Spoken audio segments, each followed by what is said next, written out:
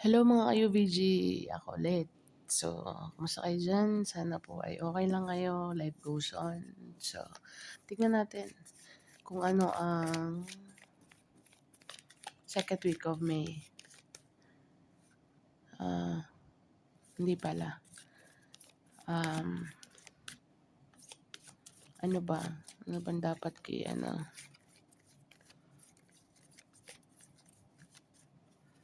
weekly? Energy check? Anong ganap? Gusto ko baguhin yung style ng reading ko eh. So, tingnan natin. Ano na lang? Virgo versus all sign. So, tingnan natin. Lumabas na nga agad ang moon ay star pala. Lumabas ang star. Hindi pa nga ako nagsisimula ay. So, Virgo, simulan natin sa'yo. Star card. Umaasa ka dito. Hoping, wishing upon a star. Healing. Okay. With what? Nag-heal ka saan?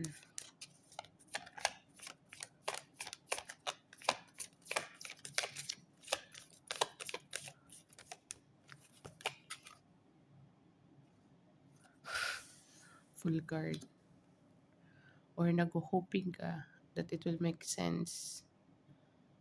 Okay. Na lahat ng ginagawa mo or lahat ng gusto mong gawin or plano man yan, goals and dreams is going to make sense at the end of the day.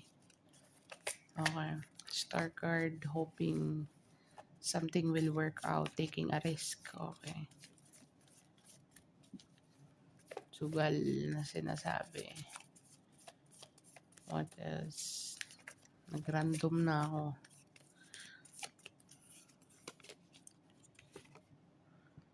Messenger of air with the Queen of Swords. Communication is a must dito.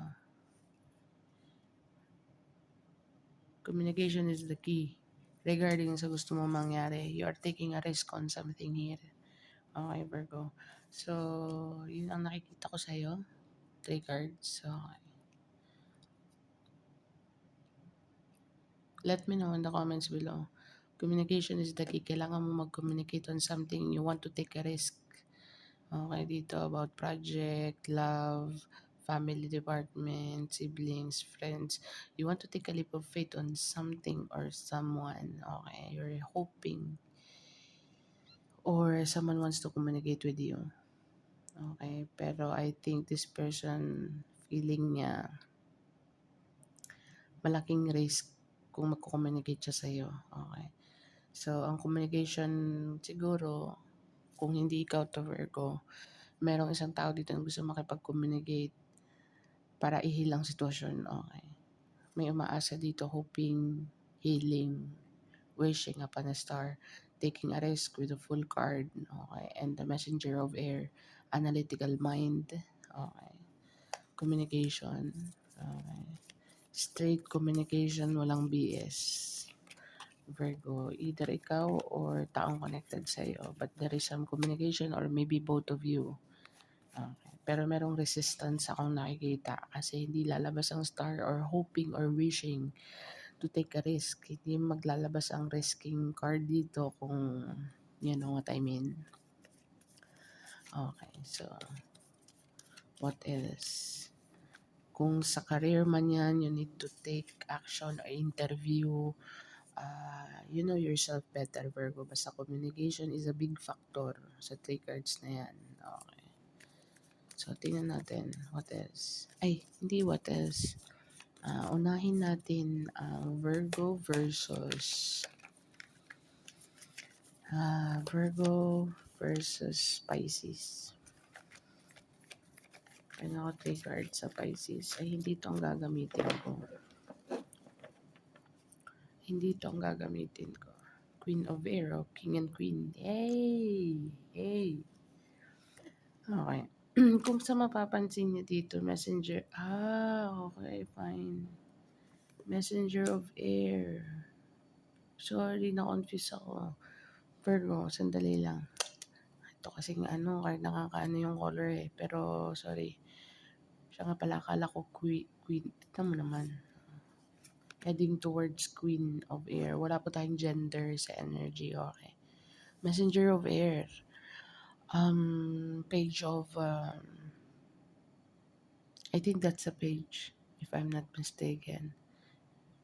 Page of Air or Knight of Wands. Basta merong communication, the same thing. Same thing pa rin. Messenger of Air represents Knight of Swords. Okay. Merong communication incoming, Virgo. Taking a risk. Gusto mo yung makipag-communicate sa'yo or gusto ikaw may makipag-communicate sa someone. Basta, it's a big risk here. It's a big factor. What else? Pengi pa nga ako ng isa. 5 of Fire. Para lang magbangayan. What else? Ace of Earth. Financially. Okay. Or opportunity or career or there is something about in that line. Ang communication, ang topic ng communication is all about finances and career and situation as well. Kasi bakit? Ace of Earth, Ace of Pentacles, opportunity. Pero may away muna with the 5 of Fire. 5 of Wands is away, palitan ng salita, bangayan, you know what I mean? Na nag-hope dito both parties. Let's say both parties na nag-hope dito na it will went well ang conversation. But I think merong konting away. Or maybe yung isa is conflicted. Okay. Conflicted sa sarili niya. Okay. Sa sariling utak niya. Or maybe both of you are conflicted when it comes to communication or when it comes to communicating each other. Hindi ko alam kung sino umiilag dito kasi meron tayong taking a risk. Okay. Anyway, mag-reverse sign na nga ako. Pero someone perceives you. Ang dami mong wisdom with the owl card. Okay. So, kaya big factor ang taking a risk dito tsaka communication kung sino man to. Conflicted siya sa sarili niya kung anong i-communicate niya. Okay. Mag-offer ng new beginning sa'yo or something or about finances. Dalawa lang yan. Either mag-offer sa'yo, nahihirapan siya, very conflicted siya sa sarili niya, hindi niya alam kung anong anong i-response mo. Okay? Kasi meron tayong healing, meron tayong hoping, ibig sabihin may fallout dito big time. Or, when it comes to career, merong anong tawag niyan? Merong ah, wait lang. Ano nga yun? Ang tawag niya, competitors. Oh. May challenges dito. Okay. When it regards to career, agawan ng posisyon. Okay. Either way, Virgo. Bahala ka kung saan may ilalagay yan sa'yo. Kung anong meaning yan sa'yo. Basta merong communication dito at saka taking a risk paulit-ulit. Kainis. Nainis ako sa sarili ko minsan kasi paulit-ulit yung explanation ko. Pero someone perceives you, actually, with the Queen of Air is very witty. Like, madiskarte. Grabe ka sa communication, kaya may nag-aalangan dito. Pero, nagdadasal na siya kung anong sasabihin niya sa'yo. Okay? So, very conflicted siya, I think. Or maaaring both ways, di ba? So, tingnan natin. Virgo versus all sign. Let's see. Pwedeng pakape muna. Wait lang naman.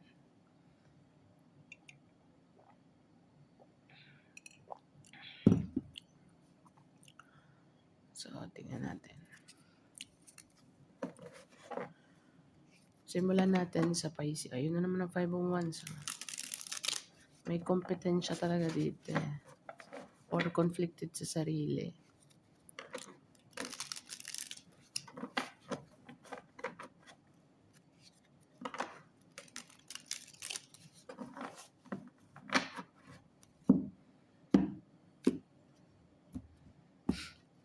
Nakikita ko dito kinakabahan na makipag-communicate sa'yo yung person, or another person kasi. Kaya pero gusto niya pa ring makipag-communicate. Meron siyang gustong i-address dito, okey. Pero nakikita ka niya is very wise. Alam niya kung hindi niya alam kung anong isasagot mo, but I think may idea na siya kasi the way na mag-communicate ka is very out of this world. Hindi ko alam kung para mag-offer ng new beginning dito with the Ace of Earths, new opportunity, or baka para guluhin lang finances mo. Dalawa lang 'yan. Either siya ang mag-offer o siya ang mag-take dito. But we'll see. Tingnan natin. Virgo versus, simula tayo sa Scorpio.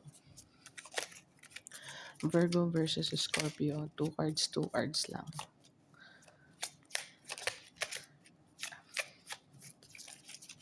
Anong nafe-feel sa'yo ng zodiac sign, 12 zodiac? 5 of Swords with the Scorpio. Very conflicted. Communication niya is like puro kumpronta pagdating sa Scorpio. Okay. Ang Scorpio dito, puro kumpronta, kulang sa action. Actually, ang 8 of Wands is action taker, fast action, okay, fast communication as well. Or baka talagang sadyang tawag niyan. Ang communication na to kasi wala sa hulog eh. So parang tatawag, makikipagkumpronta lang, tapos sasagutin, tapos wala na. Pinaka-maximum na ang 5 minutes or 8 minutes. Yun ang sa Scorpio. Tingnan natin ang sa...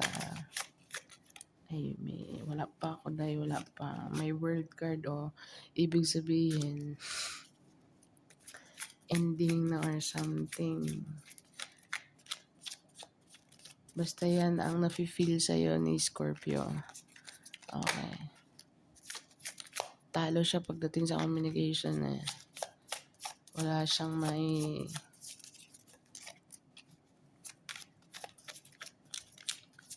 Scorpio, Pisces.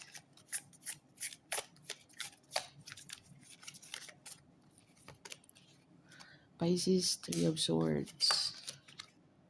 And the Justice card. Ang feeling sa'yo ni Pisces is heartbroken siya sa'yo, and I think ikaw ng karma niya. Ano mo to eh, anong ginawa mo dito, Virgin, kay Pisces? Yan ang nafe-feel niya sa'yo. Very heartbroken on something. Okay. Super heartbroken. Nasabi na lang siya na I think si Virgo ang karma ko. Hindi I think, I feel. Kasi parang feeling ko dito meron siyang ginawa before from other people, or maybe sa'yo din. Meron siyang ginawa dito na na-feel niyang bumalik sa kanya. Nag-bounce back sa kanya ng tenfolds, like boomerang. Okay, so Scorpio, Pisces.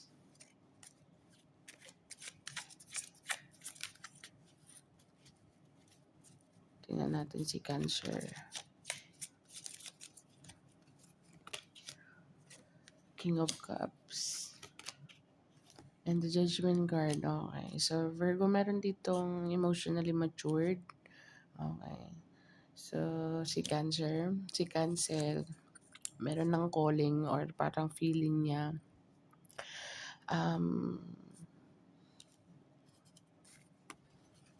With the Ten of Cups. Hello. Okay. Si Cancer, meron siyang, ang feeling niya dito is overwhelmed. Not in a bad way. I mean, emotionally intelligent siya, hindi siya showy, okay? Hindi siya showy, but deep inside, meron siyang judgment dito. Kailangan niyang humusga, okay? Hindi ko alam kung ready siyang mag-dive deep sa'yo, okay? Or this person, itong Cancer na to is love ka niya na. Dalawa lang yan. King of Cups is all about love but emotionally intact. emotionally matured, hindi siya nagpapakita na ano, pero ang judgment niya, alam niya kung anong ginagawa niya, alam niya kung anong feeling niya, alam niya kung anong gusto niya, okay. So with the Judgment card at saka King of Cups, lakas din ang tama nito sa'yo. Okay, meron siyang feeling pero hindi siya showy. Okay. Pero or baka nasa stage siya ng kailangan niyang magdesisyon. Okay. Either gusto niyang papasukin ka sa buhay niya totally fully or kailangan pang kilalanin ng lubusan. Pero kung partner mo naman is ang sign is Cancer, this person really loves you. Tsaka gusto niya nang iangat ang relationship to the next level. Okay. Congrats. Okay. So, tingnan natin sa fire sign. Aries. Anong nafe-feel sa'yo ni Aries? Oh, victory card. Sandali, iusog ko muna.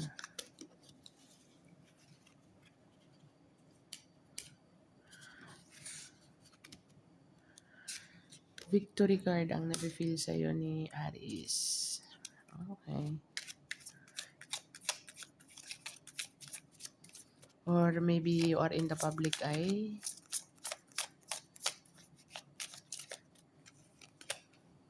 Two of Swords. Kaya I think ang feeling niya, busy ka in the public eye kind of thing. Yan ang nafe-feel niya sa'yo. Okay, so, or nagdadalawang isip ka sa kanya with the Two of Swords, or you've got a lot of going on here. So, itong fire sign na to, nafe-feel niyang skeptical ka rin. Okay. Indecisive ka on something, or indecisive ka sa kanya. Kasi, nasa public eye ka, busy ka dahil. Okay. Okay, yan ang feeling sa'yo ni Aries. Tingnan natin si Leo. Leo.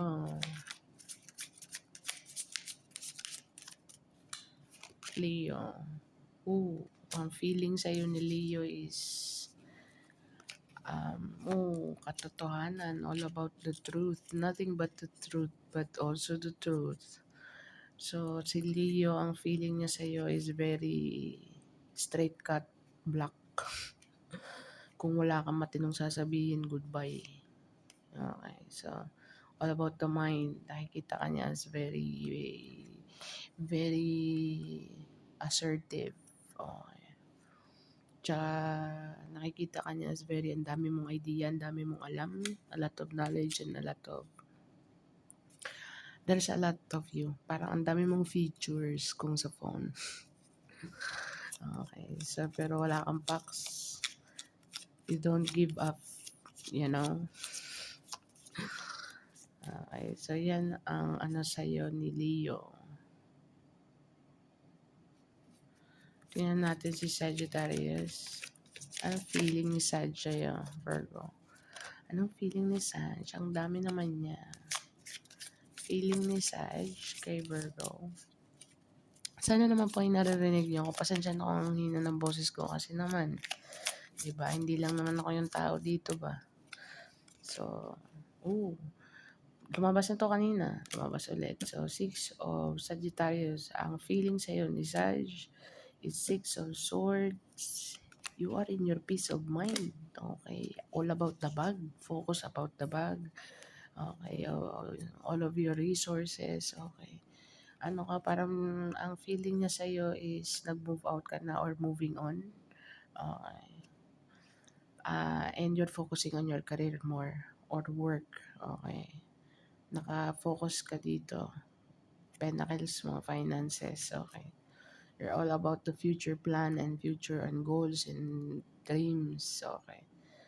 So, yun ang feeling sa'yo ni Sag. You are not about the wavy water now. You are moving into calmer water like peace of mind. And then focus on yourself more. Yun ang feeling sa'yo ni Sag. Okay. Okay. Tapos na tayo sa fire sign and water sign. Tingnan natin sa air. Gemini. Anong feeling sa'yo ni Gemini? Anong feeling ni Gem kay Virgo? Oh, Page of Wands at saka Tower card. Nag-i-expect siya actually. Nag-a-assume siya ng communication dito. Or baka gusto niya makipag-communicate sa'yo. Okay. Meron siyang gustong, basta, very unexpected. Okay.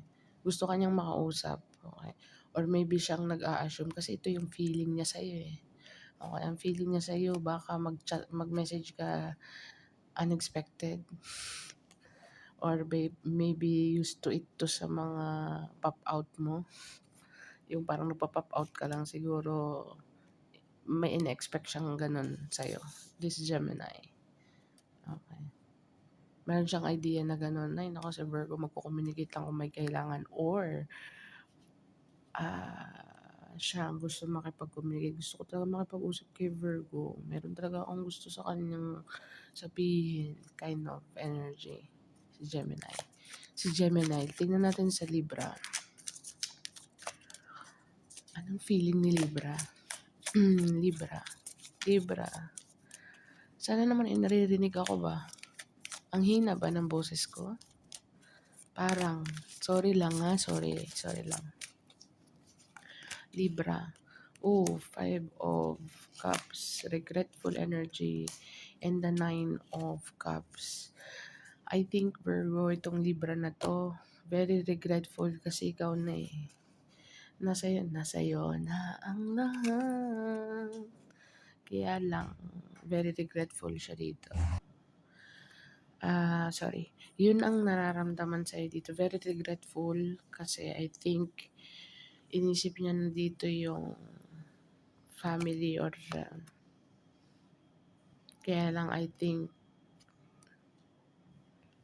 malaking alam niya sa sarili niya na malaking kawalan, kumbaga. Okay. Para naman po sa mga partner ay Libra, meron siyang regret or scarcity mindset na baka hindi niya maibigay ang sorry lang. So, kung ikaw naman ay partner ng Libra, okay, skeptical siya on something kasi baka hindi niya ang expectation mo ba. Okay, so lobat na ako. But we'll see. Aabutin natin to. Okay, nasa air signs. Basta yun ang nakikita ko. Kung may partner ka na Libra, yun ang feeling niya. Pero kung ikaw ay walang connection or walang communication about the Libra, this person is very regretful about something na hindi nag-work out, na sana dapat mag-work out with the 9. Nasa 9 na kayo, dapat heading to 10 na, but there is something happen here in between. So, yun ang nakikita ko. Aquarius. Tingnan natin kung ano ni Aquarius sa'yo. Anong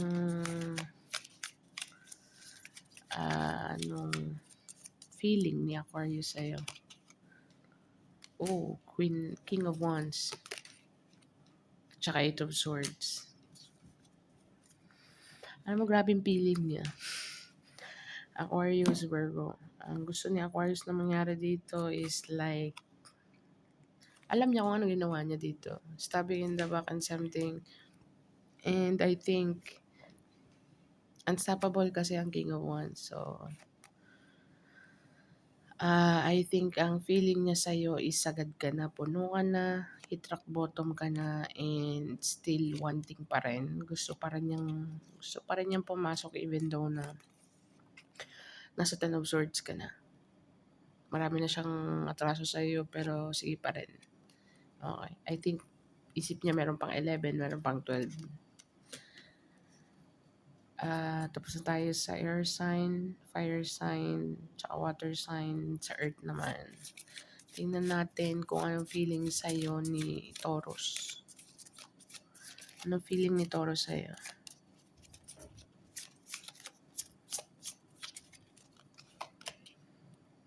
Nostalgic. Mhm. Ace of Wands, ay,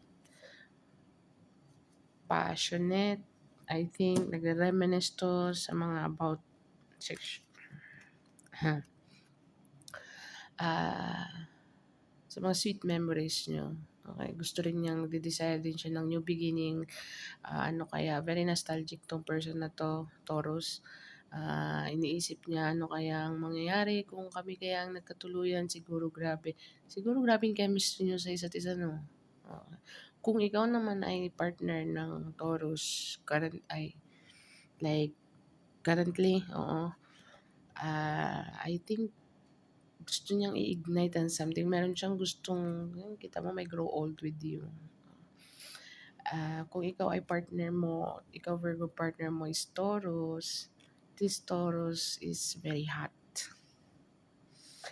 I think tong mga kabataan nyo is like, or hindi ko naman sinabi matanda ka na or matanda na kayo, meaning to say, I mean, gusto niyang i-ignite pa.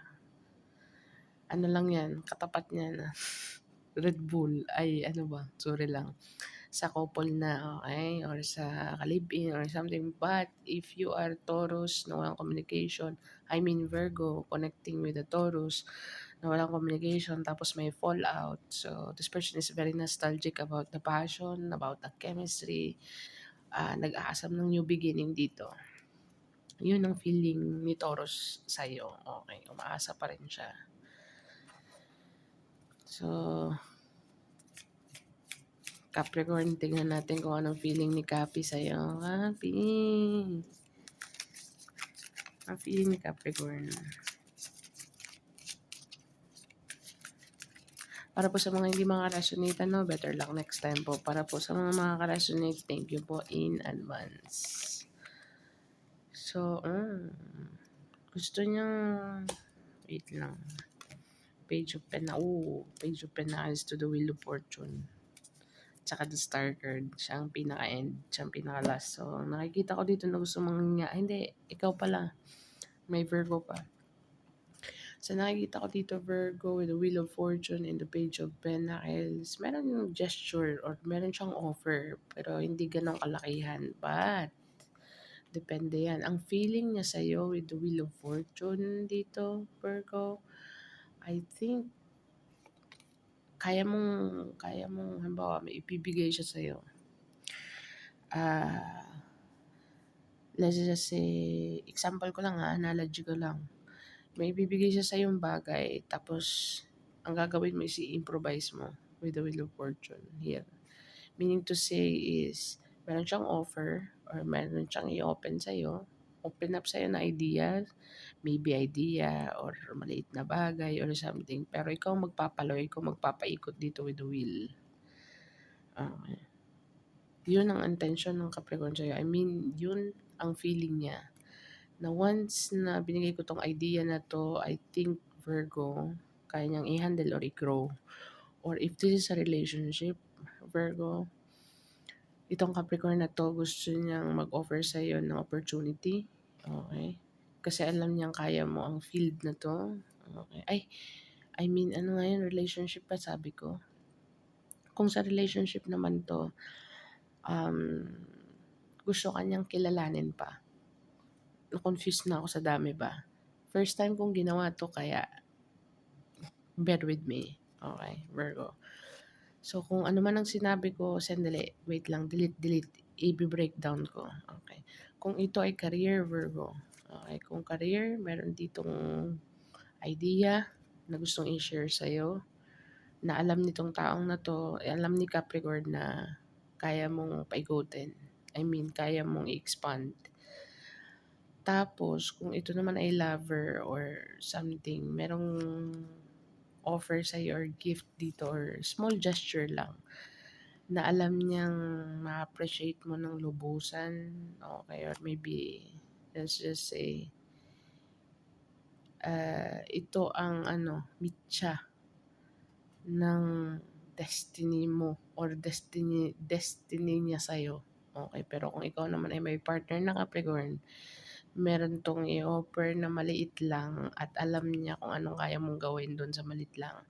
Pero 'pag no communication naman at no connection ka sa Capricorn, itong feeling niya sa'yo.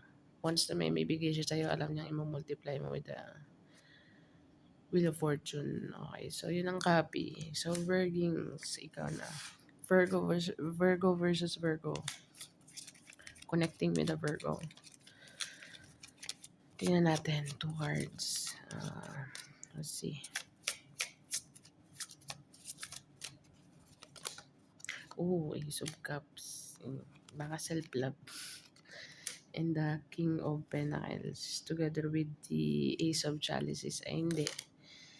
Ay, lumabas ang stand card. Sorry.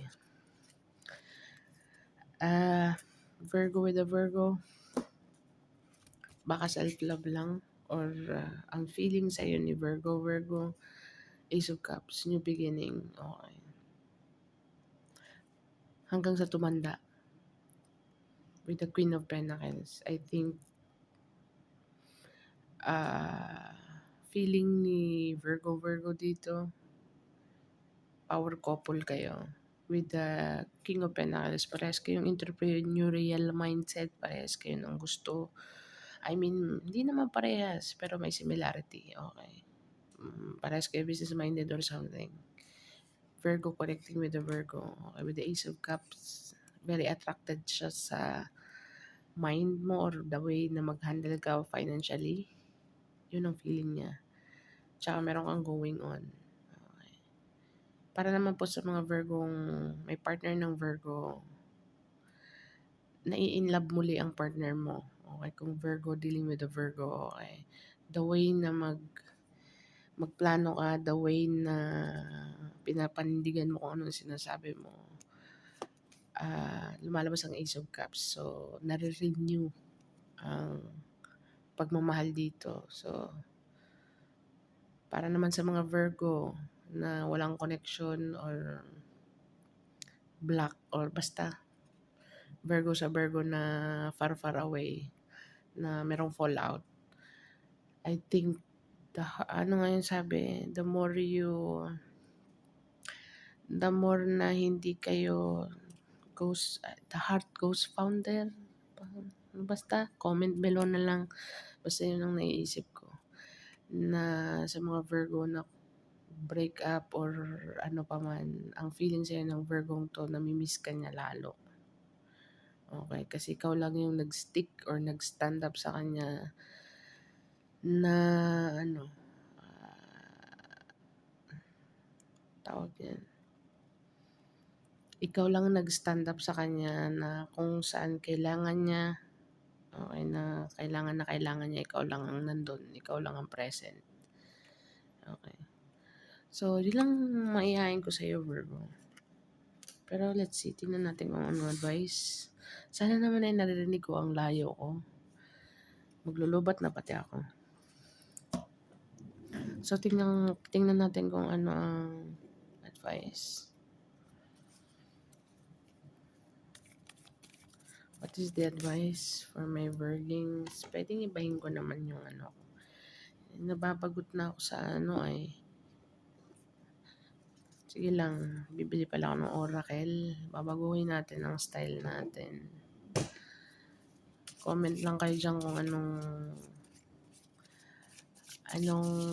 pwede natin gawin. Daily, weekly, versus. So, ayan. Ganyan ang style ko sa versus. So, kung sinong agree, comment below. Kung sinong disagree, magsabi lang din. So, tignan natin kung ano advice.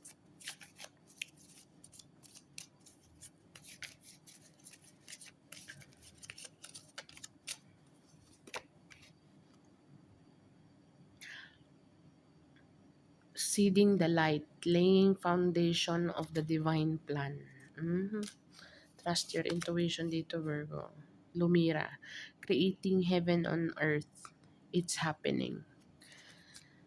So, I guess may connect to dito sa communication or gusto makipag-communicate sa'yo sa unang basa ko. Okay, so Virgo, it's all about tadhana. So, hindi ka na makakailag dito. Okay, kung ano man ang gusto mong i-create na alam mong ah, alam mong parang anong tawag niyan, share your knowledge to benefits others na sinasabi. Creating heaven and earth and seeding the light, laying foundation of the divine plan. So, tadhana ng kaano mo dito eh. Yun ang advice sa'yo. So, let it go and let it's a no. Kung ano man ang question mo sa ulo mo, no. Dance with life, Virgo. Do something to change your energy. So, yun ang advice. Kung ano man yung iniisip mo, it's a no thing. Sorry, not now. Okay, so sa susunod, titingnan ko kung mas maganda siguro kung may oracle talaga. So, tingnan natin kung anong angel message number mo. Sana naman yung naririnig. Dami kong kulang, Virgo ay. Hindi ako nakakatutok ay. So, tingnan natin. Angel message number for my Virgo, please.